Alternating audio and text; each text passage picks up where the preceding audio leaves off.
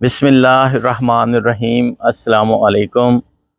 آج ہم lower class course کی بک لیگل سٹڈیز کے لیسن پلان نمبر 18 کے بارے میں ڈسکس کرتے ہیں کہ وہ کیا ہے۔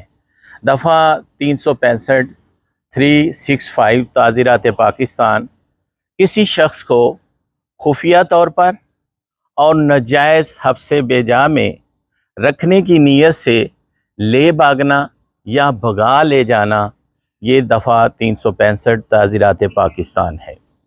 اس کی وضاحت اس طرح سے ہے کہ جو کوئی شخص کسی کو لے بھاگے یا اس نیت سے کہ اس شخص کو خفیہ اور خلاف قانون طور